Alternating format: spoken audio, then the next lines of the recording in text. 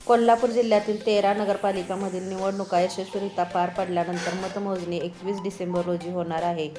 या अनुषंगाने सर्व ठिकाणी मतमोजणीसाठी आवश्यक सुविधांची तयारी पूर्ण झाल्याची माहिती जिल्हाधिकारी अमोल येडगे यांनी दिली.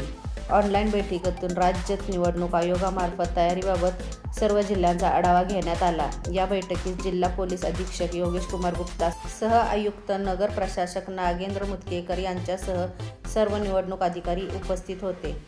कोल्हापूर जिल्ह्यातील 10 नगरपरिषदा आणि 3 नगरपंचायतीमधील निवडणुका 318 मतदान केंद्रावर पार पडल्या. या निवडणुकांची मतमोजणी संबंधित 13 नगरपालिका ठिकाणी होणार आहे. या कामासाठी एकूण 790 अधिकारी आणि कर्मचारी यांची नियुक्ती करण्यात आली आहे. सर्व नियुक्त कर्मचाऱ्यांचे 2 प्रशिक्षण सत्र पूर्ण झाले असून तिसरे प्रशिक्षण प्रगतीपथावर आहे.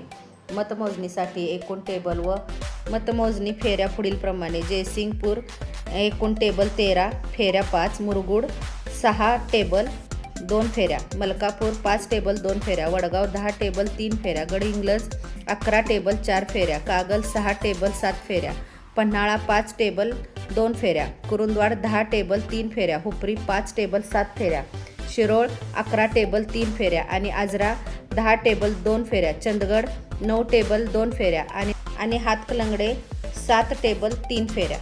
फेरीनिहाय निकाल जाहीर करण्यासाठी लाऊडस्पीकरसह इतर सोयींची व्यवस्था करण्यात आली आहे. माध्यम कक्षाची व्यवस्था करण्यात आली असून आवश्यक सुविधा उभारण्यात आल्या आहेत. तसेच आवश्यक साहित्य त्या ठिकाणी उपलब्ध करून देण्यात आले आहे. गडहिंग्लज येथील प्रभाग क्रमांक 3A येथे निवडणूक 20 डिसेंबर रोजी होणार आहे. यासाठी 2479 मतदारांसाठी 3 मतदान केंद्रावर मतदान होईल.